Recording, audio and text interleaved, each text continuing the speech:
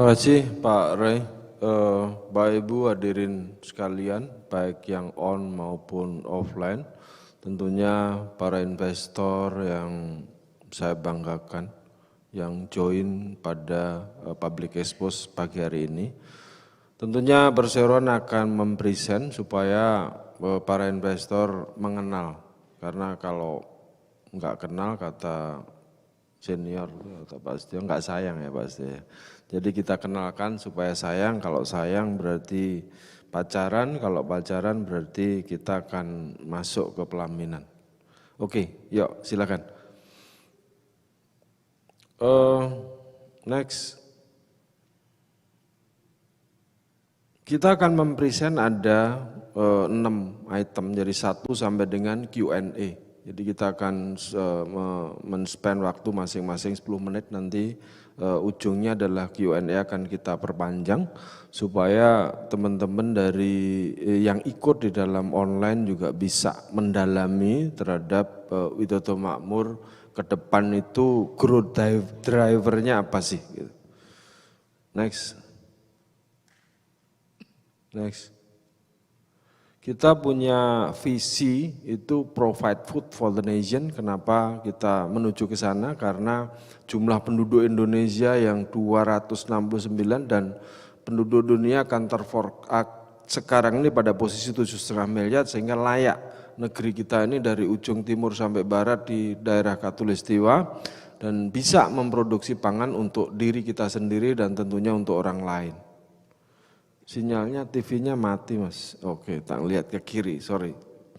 Jadi kita punya 5 business line. 3 daripada business line pertama ini menjadi growth driver dan keempat juga menjadi growth driver nantinya. Karena pertama itu adalah integrated livestock, dari mulai breeding sampai dengan fattening. Itu growth driver pertama. Yang kedua adalah integrated poultry. Tapi kita berkonsentrasi pada end product, yaitu karkas dan produk turunannya. Sehingga itu menjadi growth driver kedua. Yang ketiga meat processing. Meat processing itu menangkap dari 2 production sebelumnya untuk bisa diproses menjadi end product, itu growth driver ketiga. Keempat itu adalah komoditi. Karena sektor ini membutuhkan 60% dari supportnya dari komoditi dan bahan baku pakan. Disitulah kita dorong untuk menyiapkan produk sendiri sehingga kita bisa sustain terhadap suplai bahan baku pakan yang teman-teman investor suka nanya gitu. Widodo Makmur punya support daripada bahan baku pakan utama enggak Pak? Disinilah kita punya yang namanya cluster komoditi. Nah komoditi itu kalau kita kembangkan ke titik lain sebenarnya growth areanya masih lebar. Karena bisnis turnover di sektor ini kalau kita bicara turnover itu besarannya 1.040 triliun. Yang paling kanan adalah construction dan energy. Jadi construction dan energi ini mendorong 4 business line sebelumnya untuk bisa melakukan cost reduction karena kita akan melakukan capex spending besarannya 11 triliun dalam durasi 5 tahun ke depan, terhitung dari tahun 2020 sampai dengan 2025. Sehingga klaster ini diperlukan untuk bisa men-saving minimal konstruksinya 5% dan renewable energinya itu men-saving cost kira-kira besarannya 30% daripada konsumsi energi yang kita butuhkan.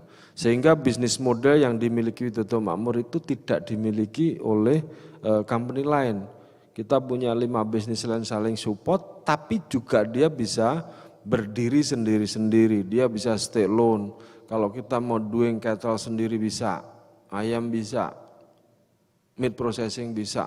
Tapi pada saat orkestrasi dilakukan, disitulah growth driver akan terjadi dan cost efisiensi akan tercipta. Next. Ini adalah bisnis ekosistem. Tadi sudah saya cuplik di depan, sehingga pertama itu ada sebelah kanan atas itu adalah komoditi. Komoditi mendorong untuk mensupport terhadap pangan di cattle, di di livestock. Ke bawah dia juga mendorong terhadap proses integrated poultry-nya, sehingga 2 titik raw material dasar dibawa kepada meat processing. Produk kita akan efisien, sehingga kalau kita ingin masuk untuk menaikkan growth driver, raw materialnya punya, cost efisiensinya terjadi, sehingga growth drivernya bisa didorong. Nah, tengah itu sebagai pendorong, itu industri, konstruksi, dan energinya. Mereka men-serve terhadap 4 klaster lainnya, baik dari capex spending maupun dari energi kebutuhannya. Sehingga kalau dibandingkan ini semua, klaster ini layak disandingkan dengan Tyson Food US dan Thai Food Group di Thailand.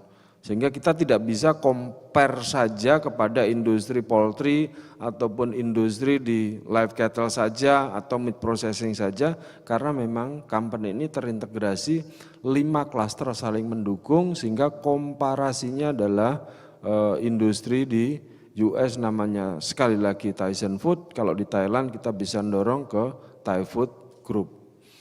Next.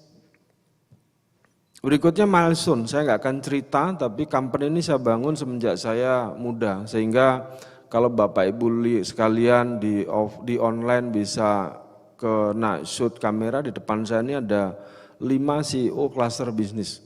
Saya hanya mendorong untuk mereka melakukan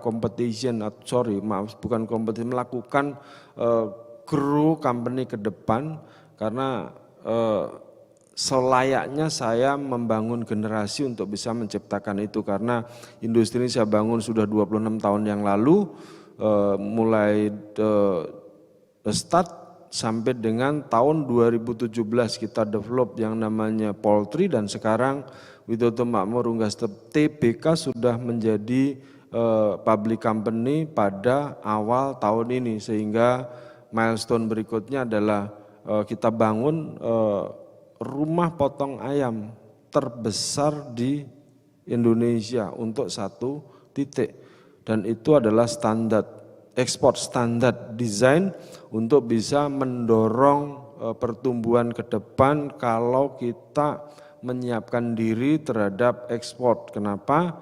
Karena seluruh farm kita di poultry sudah dapat sertifikat bebas AI, sehingga seluruh fasilitas yang ada kita desain ke sana untuk bisa melakukan ekspor. Terakhir, hari ini adalah event yang besar buat kita, karena hari ini kita melakukan public expose untuk holdingnya.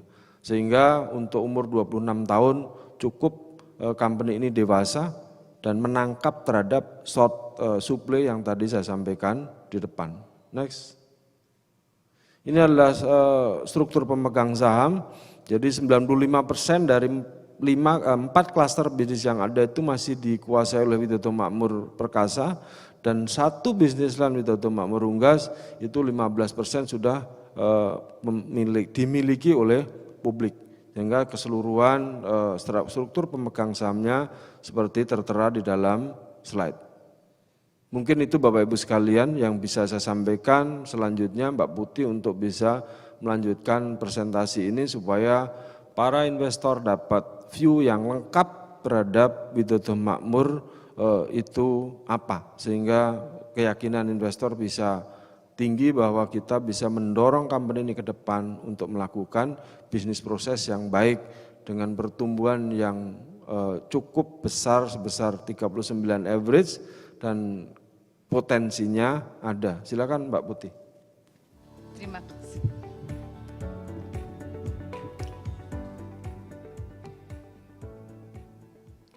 Terima kasih Bapak Tumiana, selamat pagi Bapak dan Ibu yang telah hadir secara online dan juga offline. Izinkan saya untuk menjelaskan tentang bisnis Widodo Makmur Perkasa Tbk, apa yang kami lakukan dan posisi kami di consumer goods dan agriculture commodities di Indonesia.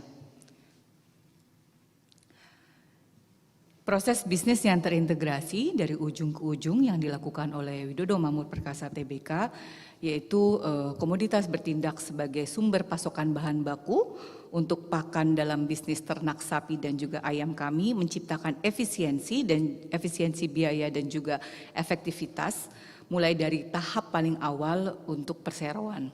Kemudian peternakan sapi dan ayam yang terintegrasi di mana pakan diproses di pabrik milik kami sendiri, sehingga efisiensi berikutnya tercipta secara signifikan dikarenakan untuk industri peternakan biaya pakan cukup besar kontribusinya dari total biaya. Dan kemudian adanya perkebunan jagung terintegrasi juga kelak akan menghasilkan pengurangan biaya yang signifikan, akan memasok kurang lebih 55% dari kebutuhan pakan internal. Selanjutnya dengan memiliki fasilitas pengolahan daging, akan menciptakan economy of scale bagi perseroan, serta meningkatkan kemampuan untuk menciptakan sustainable margin yang tercipta di segmen downstream. Bertindak sebagai capital expenditure delivery, layanan construction internal untuk fasilitas internal dan juga instalasi energi terbarukan, terjadi suatu penciptaan efisiensi tambahan biaya dan juga efektivitas berlapis yang kami ciptakan. Serta energi terbarukan bertindak sebagai cost reduction center hingga up to 30% dari total biaya energi, dan ini yang akan membuat Widodo Makmur Perkasa menjadi yang terdepan. Dengan adanya optimalisasi efektivitas dan efisiensi melalui program cost reduction yang dilakukan oleh perseroan mampu melakukan peningkatan bottom line dan juga terwujud pada growth yang signifikan dari tahun ke tahun, dan inilah mengapa bisnis model Widodo Makmur Perkasa menjadi satu-satunya di Indonesia. Lini bisnis kami yang pertama yaitu adalah lini bisnis Integrated Cattle Farm di bawah PT Pasir Tengah dengan market share sekitar 17% by 2021, mengoperasikan peternakan sapi potong terbesar di Indonesia dengan kapasitas 172.000 ekor per tahun. Kami ada di 2 lokasi dengan masing-masing luasan 130 hektar dan juga 35 hektar. Produk utama berupa sapi hidup atau live cattle yang berasal dari Australia. Sehingga di kedepannya menjadi penting untuk bisa memastikan pasokan, untuk bisa mendapatkan kepastian pasokan ke depannya dan juga mampu mengurangi biaya transportasi. Kemudian untuk diketahui oleh Bapak dan Ibu sekalian bahwa bahan baku untuk pakan sapi ditanam secara lokal dan tersedia sepanjang waktu. Dan kami juga mengembangkan breed baru, sapi dengan segala keunggulan terbaik bersama Universitas Gadjah Mada yang akan menciptakan keunggulan kompetitif lainnya bagi kami. Ini bisnis yang selanjutnya yaitu adalah Integrated Poultry Farm. Next. Ini bisnis yang selanjutnya itu adalah Integrated Poultry Farm di bawah PT Widodo Makmur Unggas Tbk yang telah terdaftar di Bursa Efek Indonesia pada tanggal 2 Februari 2021 dengan market share 4% by 2021. Berfokus pada hilir di mana kami tidak seperti peers di industri unggas, di mana main revenue stream biasanya berasal dari pakan ayam dan juga DOC, perseroan mampu menciptakan margin yang berkelanjutan. Dikarenakan tidak adanya volatilitas, resiko volatilitas dan juga fluktuasi harga pada segmen daging ayam seperti bisa dilihat di grafik dalam bentuk tren harga daging ayam yang punya kecenderungan naik terus-menerus dari tahun ke tahun. Dan selanjutnya juga menciptakan lebih banyak peluang selama terjadinya jatuhnya harga live bird dengan memiliki rumah potong hewan unggas terbesar di Indonesia dalam satu lokasi dengan kapasitas 12.000 ekor per jam, didukung oleh cold storage berskala besar yaitu 9.000 ton. Kami mampu mengubah yang mungkin menjadi liability untuk orang lain menjadi peluang untuk kami dan juga bersama-sama berkoordinasi dengan pihak-pihak peternakan yang membutuhkan jasa kami. Terima kasih. Selanjutnya lini bisnis yang selanjutnya adalah meat processing. Di bawah PT Cianjur Arta Makmur, kami mengoperasikan rumah potong sapi hewan sapi terbesar di Indonesia. Bahan baku dari peternakan sapi kami sendiri dalam persentase kecil, sedangkan porsi terbesar berasal dari impor daging sapi beku dan dingin, sehingga terjadi penciptaan nilai tambah untuk perseroan. Dalam waktu dekat, produk olahan daging yang saat ini 550 varian produk dalam bentuk sosis, nugget, bakso, dan lain-lain akan menjadi the next revenue driver selanjutnya dikarenakan peningkatan industri makanan olahan yang signifikan. Kami juga memiliki pabrik kulit dengan kapasitas 4.500 square feet per tahun. Lini bisnis yang selanjutnya yaitu adalah Agriculture Commodities Trading and Plantation di bawah Widodo Food Makmur Sejahtera, merupakan penyedia bahan baku pakan ternak dan unggas untuk lini bisnis sapi dan unggas dari grup perseroan. Kami memiliki gudang dengan skala besar 3.000 dan juga 5.000 metrik ton. Kami juga memproduksi beras kemasan premium dengan merek sendiri dengan kualitas yang terjamin memasok untuk keluarga di Indonesia. Lini bisnis yang selanjutnya, last but not least, yaitu adalah lini bisnis construction and energy. Sebagian besar proyek dalam grup dikontrakkan kepada Langgeng Makmur Perkasa yang menggawangi lini bisnis construction and energy dan dengan mengawasi pemasangan infrastruktur energi terbarukan di seluruh fasilitas grup memastikan bahwa diferensiasi yang signifikan dari Widodo Makmur Perkasa ini akan diterapkan dengan baik, mendukung Grand Design Widodo Makmur Perkasa sebagai wujud komitmen penerapan ESG. Next. Seluruh fasilitas rumah potong hewan dan rumah potong hewan unggas modern perseroan sesuai dengan compliance yang telah ditetapkan pemerintah dengan memiliki nomor kontrol veteriner dan juga sertifikat halal. Kami juga, seperti telah disebutkan oleh Bapak Tumiana sebelumnya, kami telah memperoleh sertifikat kompartemen bebas flu burung untuk peternakan ayam kami, memastikan bahwa produk daging ayam yang kami hasilkan aman. Kami juga memiliki audit in animal welfare secara berkala untuk peternakan sapi kami. Berikut adalah sedikit dari banyak penghargaan yang diterima oleh Bapak Tumiana sebagai CEO of the Year in 2019, Best CEO, Most Committed GRC Leader 2019, CMO of the Year 2018, dan the Best Industry Marketing Champion 2017, memastikan bahwa Bapak Tumiana adalah pemimpin yang tepat untuk memimpin grup Widodo Makmur Perkasa Tbk. Fasilitas perseroan berlokasi strategis dan tersebar di kota-kota penting di sepanjang jalur perdagangan, memastikan bahwa kami siap untuk segala opportunity dan peluang yang hadir. Dan sebagian besar peternakan dan pabrik kami berada di Pulau Jawa. Kenapa Pulau Jawa? Dikarenakan Pulau Jawa merupakan tempat tinggal sekitar 56,1% penduduk Indonesia terkonsentrasi di Pulau Jawa. Kemudian Pulau Jawa juga mewakili sekitar 70% dari total konsumsi daging sapi dan juga 50% dari total konsumsi daging ayam. Perseroan memiliki jaringan distribusi yang kuat dan luas di seluruh Indonesia, dapat dilihat sebagai hasil dari 26 tahun menyediakan consumer goods dan komoditas pertanian.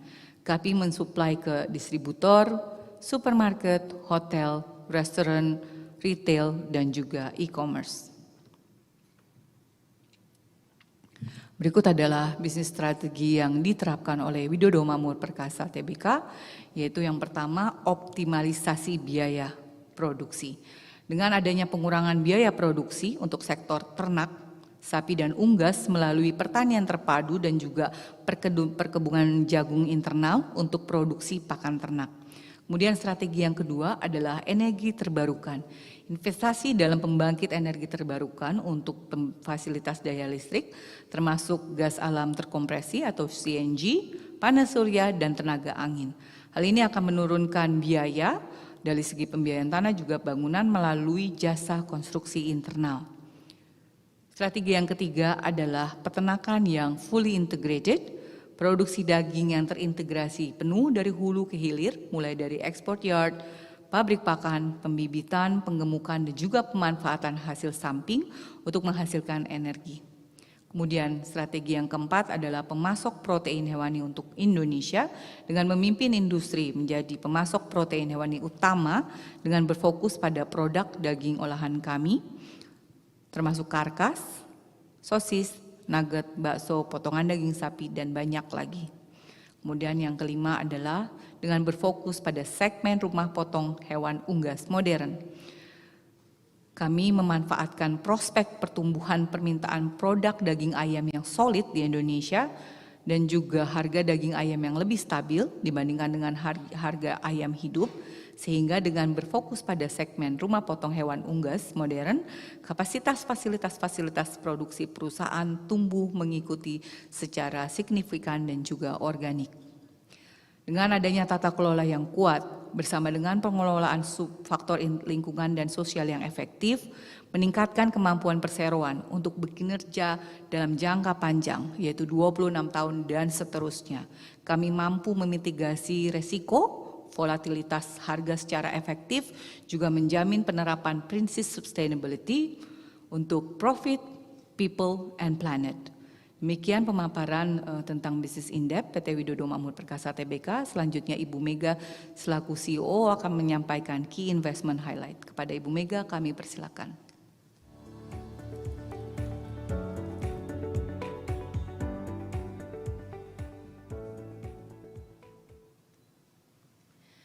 Terima kasih Ibu Putih. Selamat pagi Bapak Ibu yang saya hormati. Pada kesempatan kali ini saya akan memberi pemaparan mengenai key investment highlight dari PT Widodo Makmur Perkasa yang nantinya akan menjadi daya tarik bagi para calon investor. Ada 5 poin yang ingin saya highlight di sini. Yang pertama, grup kami memiliki sektor consumer goods dan juga komoditas pertanian yang dinamis dan menarik dengan prospek pertumbuhan yang solid. Yang kedua, grup kami memiliki ekosistem consumer goods dan juga komoditas pertanian yang komprehensif. Kemudian yang ketiga, grup kami memiliki fasilitas agroindustri yang ekspansif, didukung oleh integrated farming kami. Yang keempat, merupakan poin yang paling penting, yaitu grup kami mampu menciptakan efisiensi biaya dan memiliki exposure yang minimum terhadap perubahan harga, didukung oleh bisnis model kami yang terintegrasi dan juga green energy. Yang kelima, grup kami memiliki tim manajemen dengan kualitas yang terbukti, didukung oleh keunggulan beroperasi. Kemudian sebagai katalis terhadap sektor consumer goods dan juga komoditas pertanian, grup kami didukung oleh pertumbuhan populasi di Indonesia dan juga pertumbuhan GDP per kapita di Indonesia pada 5 tahun ke depan, di mana pertumbuhan ini akan mencapai 1,1% untuk populasi dan juga 3,6% untuk GDP per kapita. Selain itu, konsumsi terhadap daging sapi dan juga daging ayam di Indonesia akan terus tumbuh, didukung oleh pertumbuhan dari middle class segment dan juga pertumbuhan dari productive age population di Indonesia, di mana productive age population di Indonesia ini berkontribusi sebesar 3/4 dari total populasi di Indonesia. Dan mereka ini memiliki high lifestyle dan juga dine out habits, yang kemudian akan menjadi support terhadap F&B industri dan juga industri daging di Indonesia. Kemudian dapat dilihat juga bahwa selected food market consumption di Indonesia pada 5 tahun ke depan akan tumbuh secara signifikan, mencapai 1.029 triliun rupiah. Hal ini didukung oleh konsumsi terhadap daging sapi dan juga daging ayam di Indonesia yang terus tumbuh pada 5 tahun ke depan. Dapat dilihat bahwa rata-rata pertumbuhan terhadap konsumsi daging sapi di Indonesia akan mencapai 0,6% per tahunnya, sedangkan untuk daging ayam akan mencapai 1,7% per tahunnya. Kemudian dapat dilihat juga pada bagian di kiri bawah, bahwa konsumsi terhadap daging sapi dan juga daging ayam di Indonesia masih cukup rendah dibandingkan negara ASEAN lainnya. Hal ini menunjukkan bahwa masih adanya opportunity untuk tumbuh bagi sektor tersebut di Indonesia. di mana pada 5 tahun ke depan, konsumsi terhadap daging sapi di Indonesia akan mencapai 2,9 kg per kapita. Sedangkan untuk konsumsi terhadap daging ayam akan mencapai 15,2 kg per kapita. Yang menjadi poin yang cukup penting untuk kita ketahui bersama adalah grup kami yang memiliki ekosistem consumer goods dan juga komoditas pertanian yang komprehensif.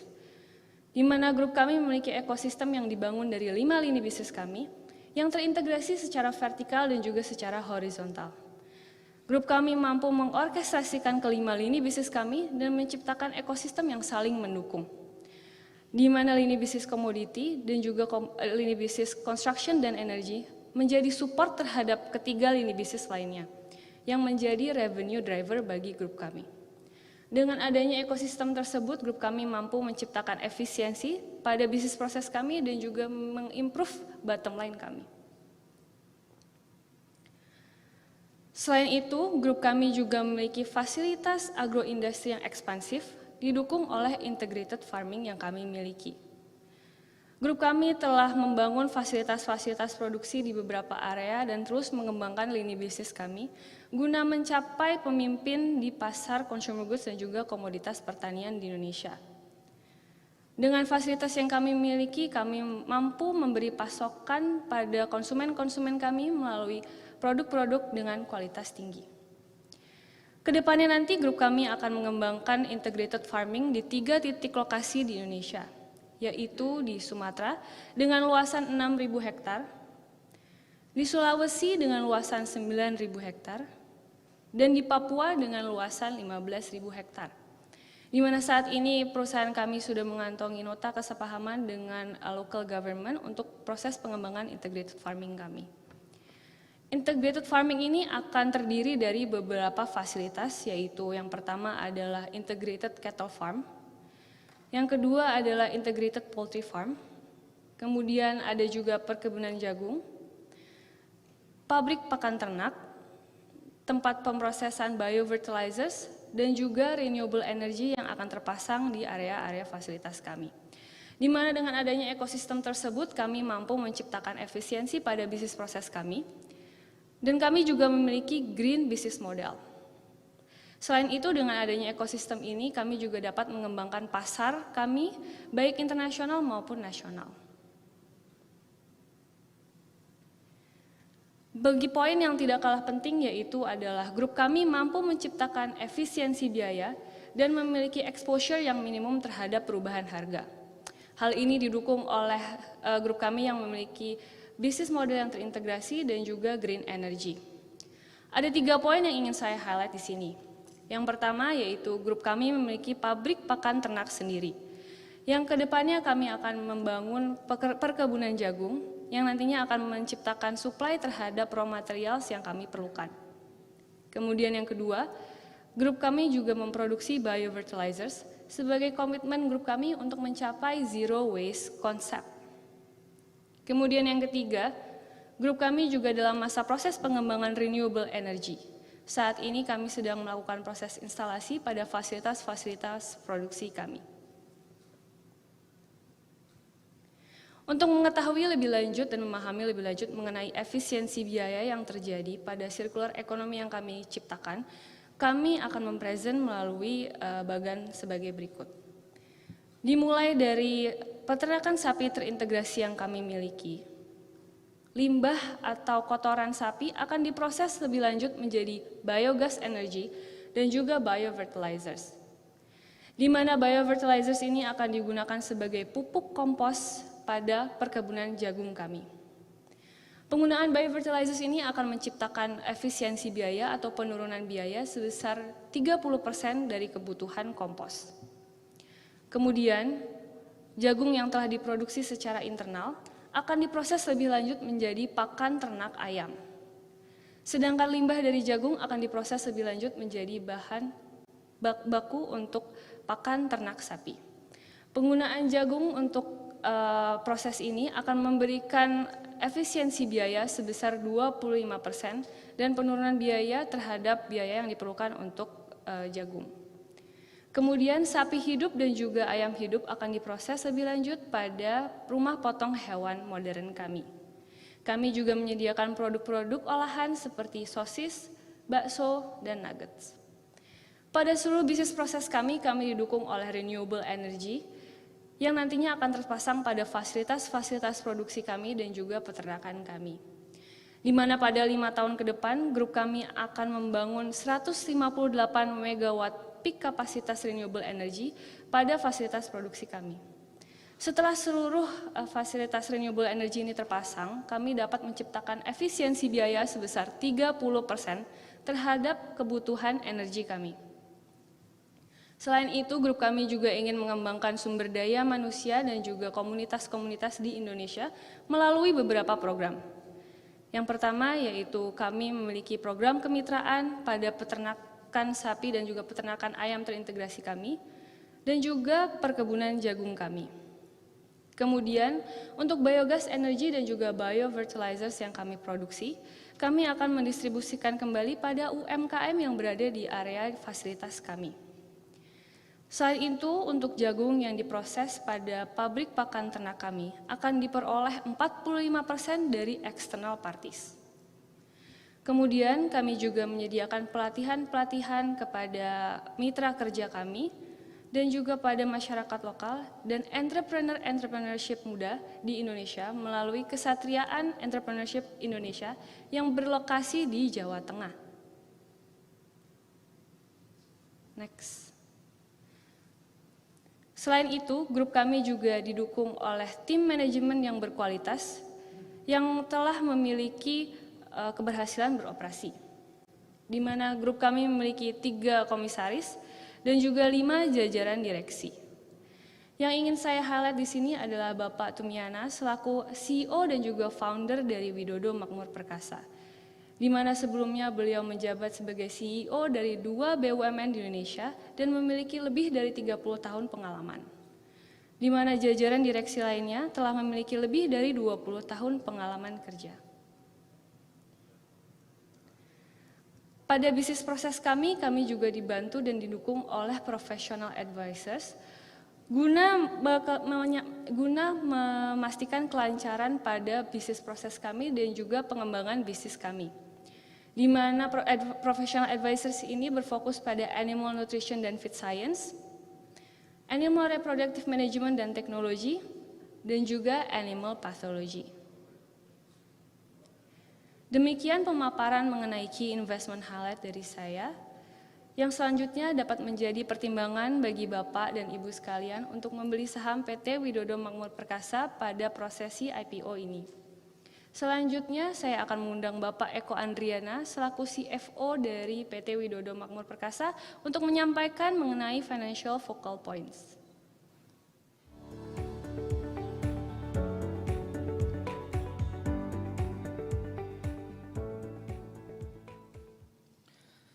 Baik, terima kasih Bu Mega untuk memberikan keyakinan yang lebih kepada para investor.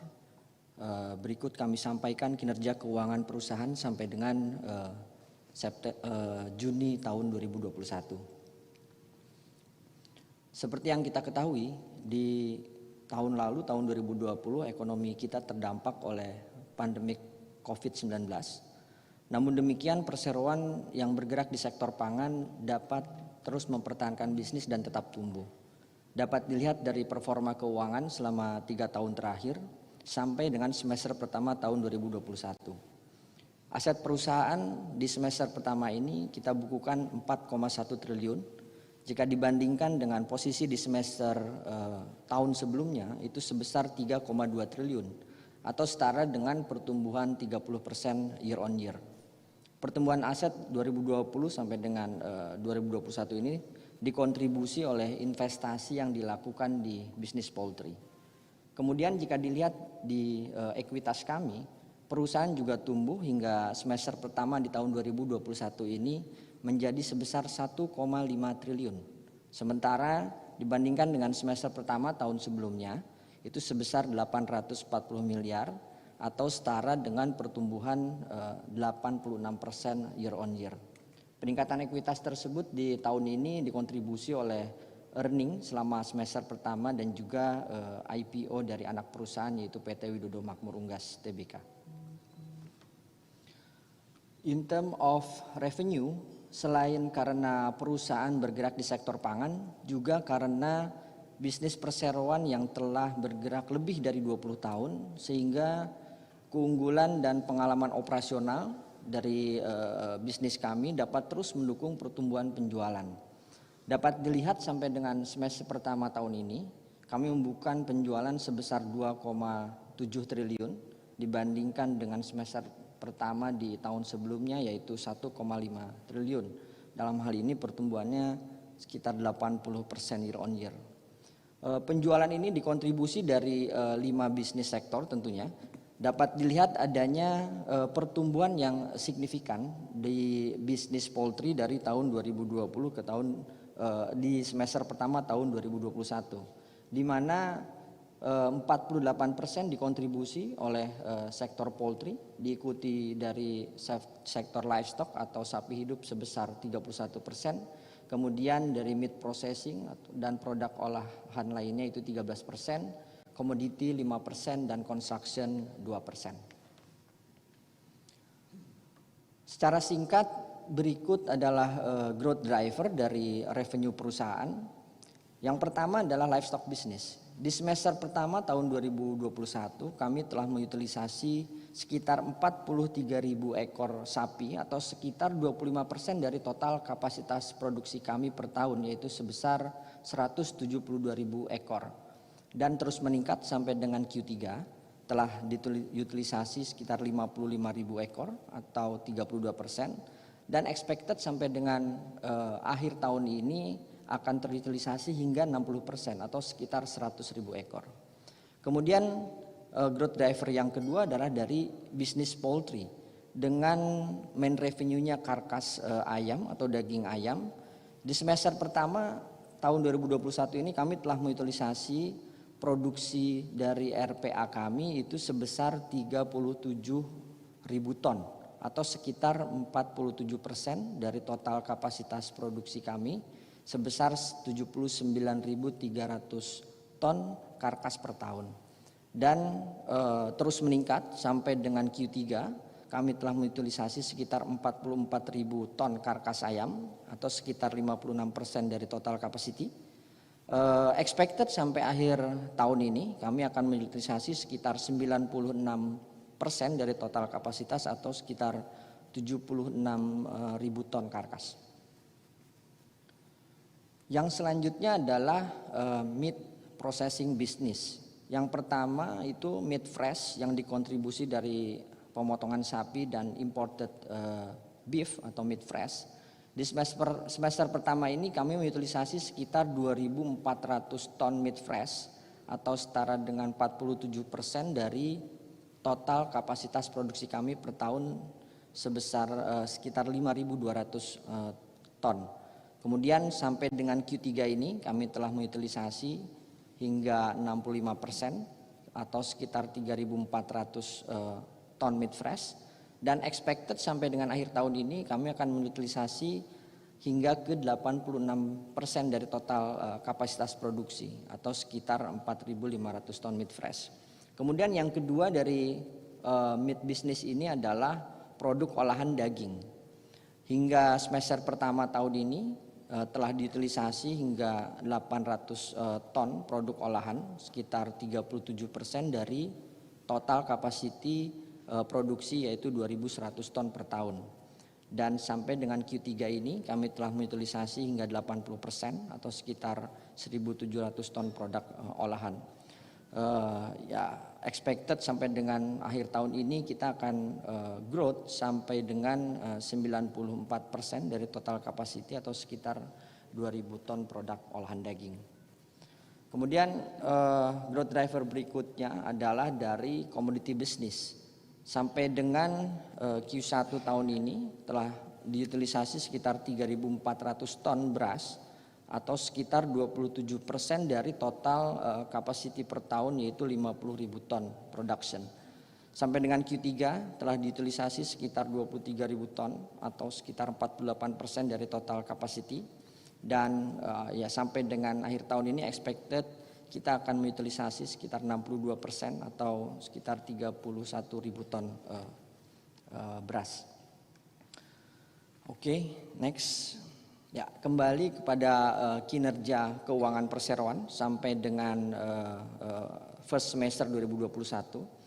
In term of profitability menunjukkan pertumbuhan yang sangat signifikan, di mana di semester pertama ini memang banyak dikontribusi oleh penjualan karkas daging ayam yang memiliki harga yang relatif stable.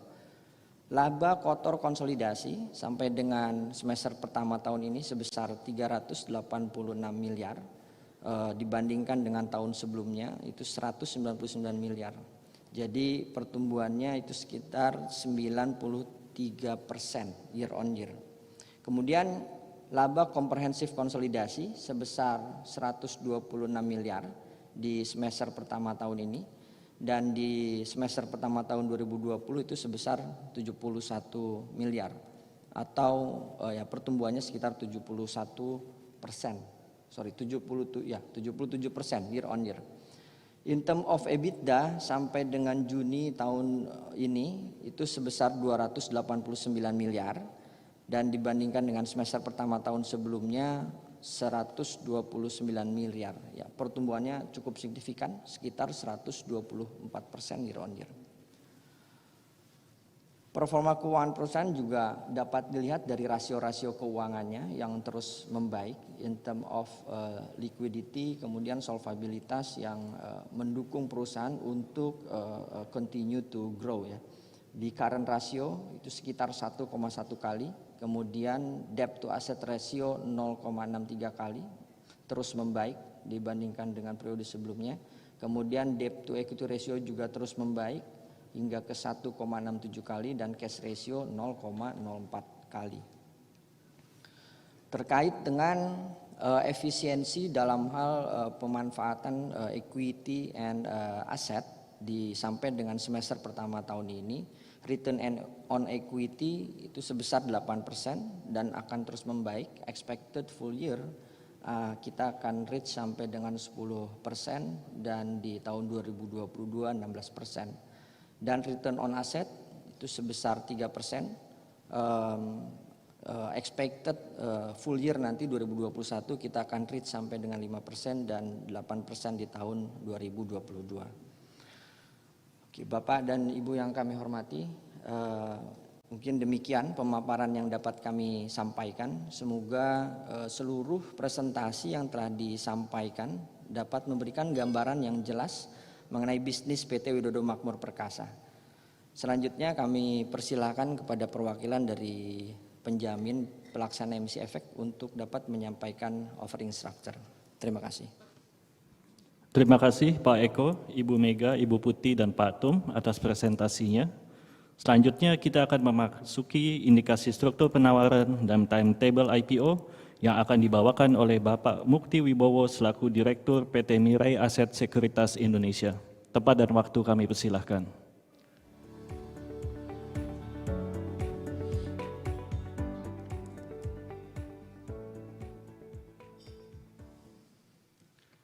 Baik, terima kasih Pak Rey. Akan kami lanjutkan dengan indikatif offering structure. Issuer adalah PT Widodo Makmur Perkasa atau WMP kita sebutnya, parent company.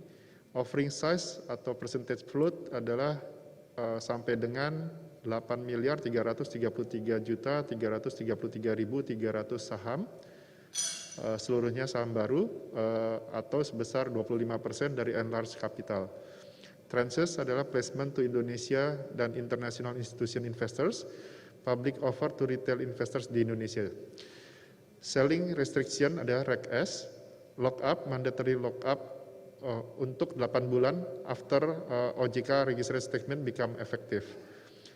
Adapun use of proceed adalah approximately 11,43% to finance development of export yard, animal logistic facility and abattoir in Australia, sekitar 19,05% to construct an integrated farming and corn plantation facility, sekitar 19,05% to capital injection to subsidiaries, dan sekitar 17,9% to repay bank debt. Sekitar 32,57% for working capital to fund raw material purchases. Listing target November 2021 using 30 June book ya 2021, dan kemudian listing venue tentunya di PT Indonesia Stock Exchange ya, atau Bursa Efek Indonesia. Adapun supporting parties yang membantu dalam rangkaian proses IPO ini adalah Joint Lead Underwriter PT BRI Dana Reksa Sekuritas, PT CIMB Niaga Sekuritas, PT DBS Victor Sekuritas, dan PT Mirai Aset Sekuritas Indonesia. Domestic Legal Counsel untuk issuer atau emiten adalah HWMA Law Firm. Untuk International Legal Counsel to Issuers adalah DLA Piper. Untuk Domestic Legal Counsel to JLU adalah Tumbuhan and Partners. Untuk International Legal Counsel untuk JLU adalah Bakers and McKenzie. Independent Auditor adalah KAP Hertanto Grace Karunawan. Untuk Industry Consultant adalah Frost and Sullivan. Adapun appraisernya adalah KJPP Iskandar dan rekan. Notaris Ibu Nanet Cahyani, dan share registra adalah PT Datindo. Lanjut. Berikut adalah indikatif timetable di mana kita harapkan kita memperoleh pre-effective statement dari OJK pada tanggal 26 Oktober 2021 yang lalu, dan kemudian kita mulai masuk ke periode book building dari tanggal 27 Oktober sampai dengan 9 November 2021. Dan alhamdulillah hari ini kita dapat melaksanakan public expose yaitu di tanggal 28 Oktober 2021, dan kita harapkan kita bisa memperoleh statement letter efektif dari OJK yaitu tanggal 18 November 2021, dan kita dapat masuk kepada public offering period indikatifnya tanggal 22 sampai 24 November 2021, dan dilanjutkan dengan proses allotment tanggal 24 November 2021, dan share distribution akan dilakukan pada tanggal 25 November 2001. Dan kita harapkan kita bisa listing di Bursa Efek Indonesia pada tanggal 26 November 2021. Lanjut.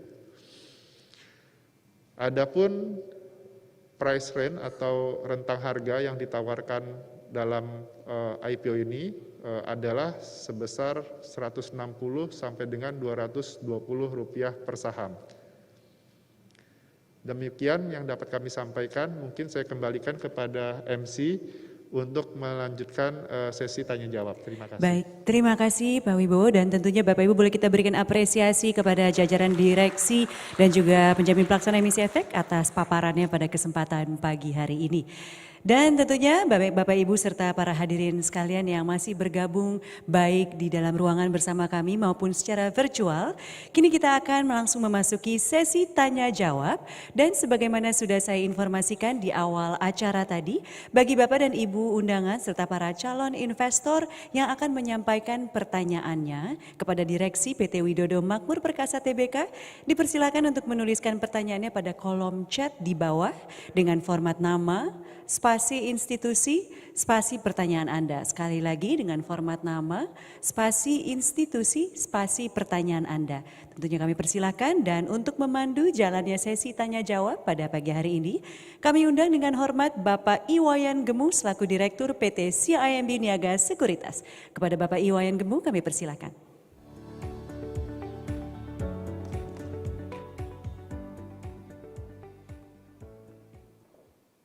Selamat siang Bapak Ibu para calon investor. Setelah kita tadi mendengarkan bersama-sama rangkaian presentasi baik dari manajemen dari perseroan maupun dari Joint Lead Underwriters mengenai perusahaan dan mengenai struktur dari IPO ini, kini kita tiba pada sesi tanya jawab. Jam saya menunjukkan jam 11:37. Mungkin kita sediakan waktu sekitar 15 menit untuk sesi tanya jawab ini. Kita akan pilih dari pertanyaan-pertanyaan yang masuk dari Bapak Ibu sekalian melalui fasilitas Q&A ini akan dijawab langsung oleh baik oleh perseroan maupun oleh para profesi lembaga penunjang yang mungkin relevan untuk menjawab pertanyaan dari Bapak Ibu sekalian. Untuk itu kami mulai dengan pertanyaan yang sudah masuk, yaitu pertanyaan mengenai bahwa WMP mencatatkan peningkatan pendapatan serta laba yang cukup signifikan. Kira-kira berapa lama perseroan akan mengalokasikan laba sepenuhnya sebagai CAPEX, dan pada tahun berapa perkiraan pembagian dividen kepada pemegang saham mulai dilakukan? Itu pertanyaan dari Pak Rahmat. Untuk Pak Tumiono, kami persilakan barangkali siapa yang akan menjawab. Baik, terima kasih Pak Wayan, Pak Ahmad yang saya hormati. Memang capex spending itu kita desain sampai dengan 2025, besarannya 10,9 triliun. Tapi bukan berarti dividen payout-nya nggak dilakukan. Jadi dividen payout tetap kita akan lakukan pada tahun 2023. Karena IPO ini berada di akhir tahun 2021, sehingga dividen payout itu diawali nanti di tahun buku 2022 dan akan dibayarkan di tahun 2023. Jadi walaupun capex-nya nilainya tinggi, Pak Ahmad enggak usah takut karena dividen payout tetap akan kita distribusi, dan dari forecast cash flow yang kita miliki itu dengan apa yang tadi disampaikan oleh Pak Bowo daripada price range itu akan mendasari terhadap positif cash flow kita dengan capex yang 10,9 tepatnya, itu masih akan positif average di angka 2 dan cenderung naik sampai dengan di 2023 itu akan mengalami positif kira-kira besarannya 5 triliun. Terima kasih Pak Wayan, mudah-mudahan menjawab terwakili dari teman-teman yang ikut di online semua. Terima kasih Pak Wayan. Terima kasih Pak Tumina. Mudah-mudahan pertanyaannya sudah terjawab mengenai kapan kira-kira perusahaan akan mulai membagikan dividen.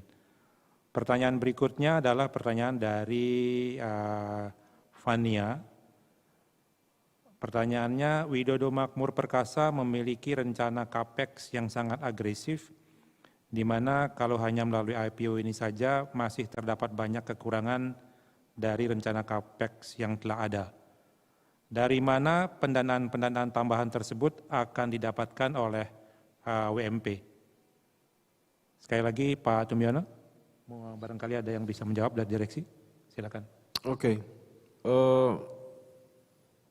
Fanya, jadi sumber dari capex spending itu tidak hanya dari IPO.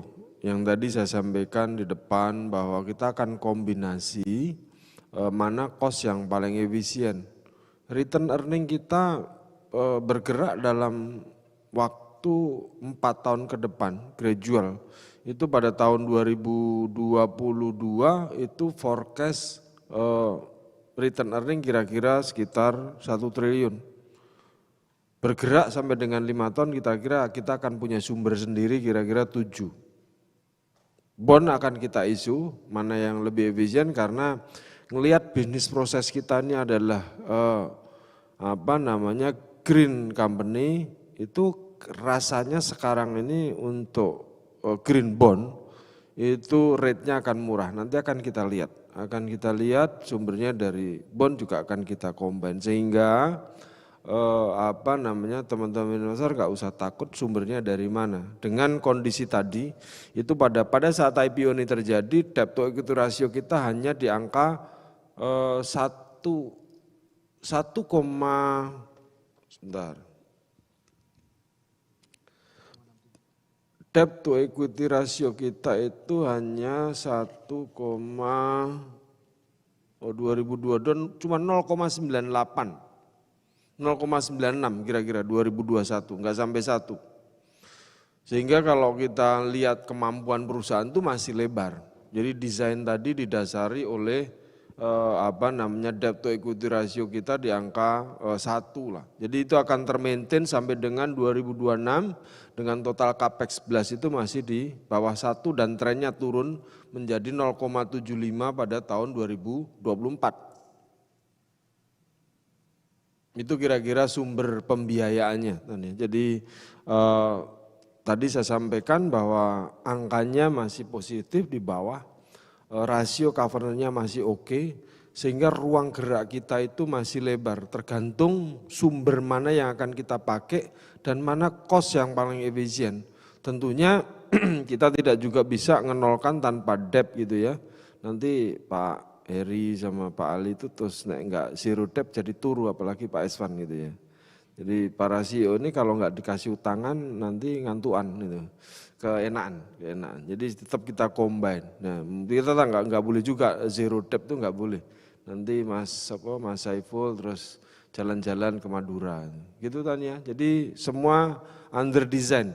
Kita tidak mungkin tidak melakukan forecast, tidak mendesain sebuah konsep korporasi.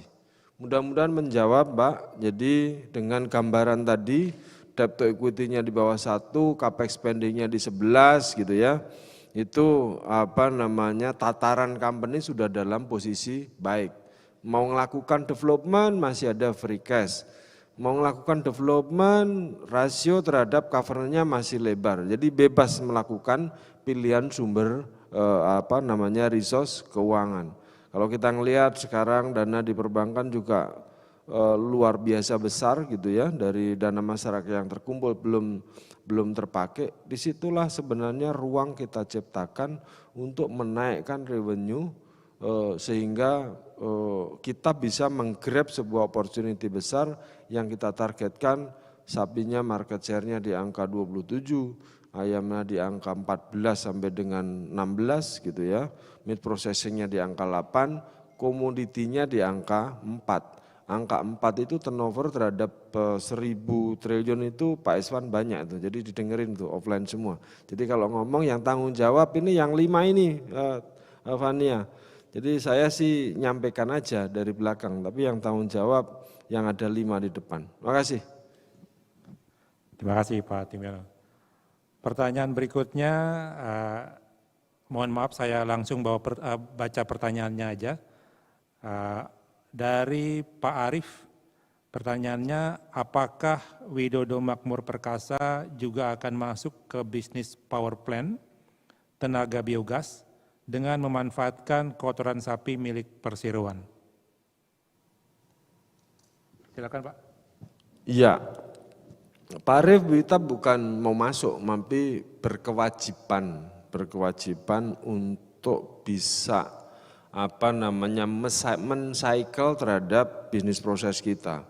Jadi kalau saya bicara misalnya power plant, bahasa power plant itu bisa diartikan lebar. Bisa ngomong kepada coal fire, bisa ngomong terhadap hidro, bisa ngomong terhadap gas. Widodo Makmur akan melakukan proses renewable energy dan itu hanya mensupport terhadap kebutuhan internal. Tadi dijelaskan sama Pak Eko bahwa Mbak Putih bahwa kita kebutuhan energi sendiri itu 158 megawatt yang akan deliver pada semester 1 tahun 2022 itu besarannya 38 megawatt. Itu gede banget. Bahwa itu bukan kita akan konsentrasi membangun pembangkit, tapi kita akan menyiapkan ataupun mensupport energi daripada kebutuhan diri sendiri, tapi itu didorong dari raw material yang existing, yang Pak Arief sebut. kita bilang kotoran sapi itu kecil. Kotoran sapi yang kita satu farm dengan kapasitas 42.000 itu hanya bisa mengenerate energi kira-kira 3 mega. Sementara kebutuhan kita di dalam satu lokasi farm itu rata-rata 5 mega. Di rumah potong itu kita butuh 5,5 mega, pabrik pakan kita itu perlu 15 megawatt. Jadi disitulah Widodo Makmur melakukan proses itu untuk bisa men-serve dirinya sendiri. Jadi boleh dibilang pembangkit, enggak juga, tapi kita adalah membangun renewable energy, baik itu dari matahari maupun dari angin, untuk bisa mendorong cost reduction, dan akhirnya itu akan menuju ke revenue driver. Kalau cost kita efisien, itu ujungnya revenue drivernya akan naik karena competitiveness kita tinggi. Artinya direktur pemasaran itu sebelah kiri tuh yang cewek. Oh, mana tadi? Oh, sebelah kanan. Oh, nah yang sampingnya Pak Re itu gampang jualan. Gitu kira-kira Pak Arif, mudah-mudahan menjawab. Jadi kita akan melakukan green konsep untuk melakukan prosesi bisnis kita. Terima kasih Pak Arif. Baik, terima kasih Pak Tumiana. Mudah-mudahan sudah menjawab pertanyaan dari Pak Arif tadi kalau nggak salah ya. Kemudian pertanyaan berikutnya adalah dari Pak Yosua dari Samuel Group. Pertanyaannya adalah, saat pandemi ini banyak perusahaan sapi lain kesulitan mendapat impor anak sapi dari Australia. Hal itu membuat perusahaan-perusahaan kesulitan untuk beroperasi. Apakah WMP juga terkena imbas yang sama?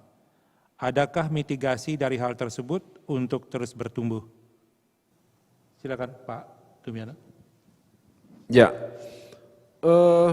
sebenarnya bukan Pak Samuel, bukan kesulitan untuk mendapatkan import anakan. Tapi pada materi presentasi saya tadi saya sampaikan bahwa kita itu belum kita itu sadar atau enggak, pada pertengahan 2020 itu peningkatan harga komoditi mengalami lonjakan, bukan hanya kenaikan, karena naiknya 67,9%. Tolong boleh dibuka slide saya Mas, yang untuk peningkatan harga. Jadi tolong teman-teman duduk di slide, ini masih Q&A supaya clearance gitu. Jadi clearance tidak sulit sebenarnya, raw material itu ada, bahwa mengalami hambatan, iya saya jawab. Tapi tergantung connection kita. Bahwa kita masih bisa, tadi disampaikan oleh Pak Eko, trennya kita mengalami utilisasi farmnya mengalami peningkatan. Sehingga ke operasi itu boleh dibilang tidak mengalami kesulitan, depend on, makanya yang namanya bisnis kelolaan itu subject to management. Tidak ada yang namanya kesulitan terjadi. Bahwa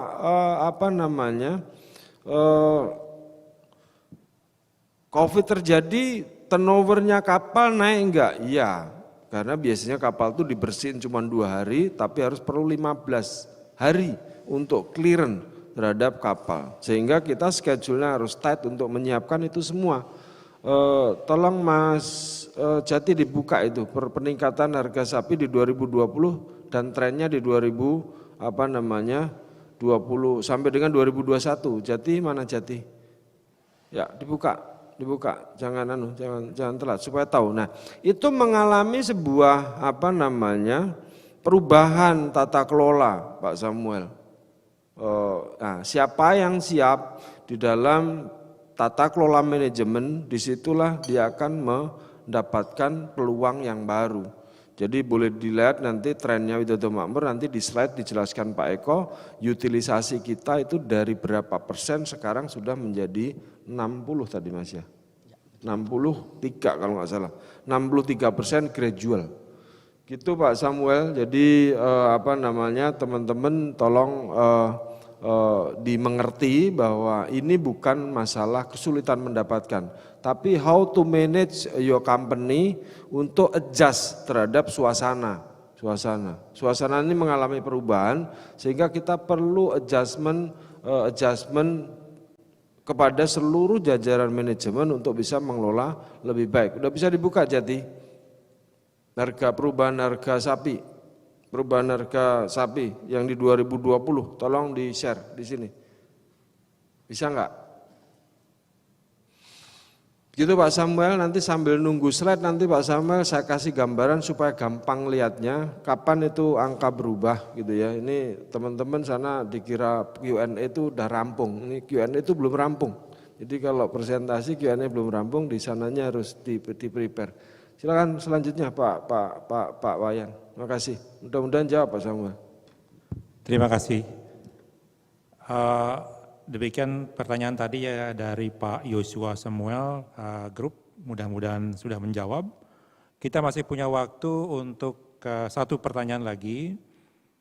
Pertanyaan berikutnya, pertanyaan terakhir untuk kesempatan ini adalah bagaimana kiat WMUU untuk saat ini? Pabrik pakan di Ngawi belum selesai, sekarang expand poultry padahal pabrik pakan belum selesai. Padahal harga pakan makin lama makin mahal. Padahal untuk bisnis peternakan pakan menjadi hal utama. Ya, ini pertanyaan dari Pak Jody. Persilakan Pak Tumiono.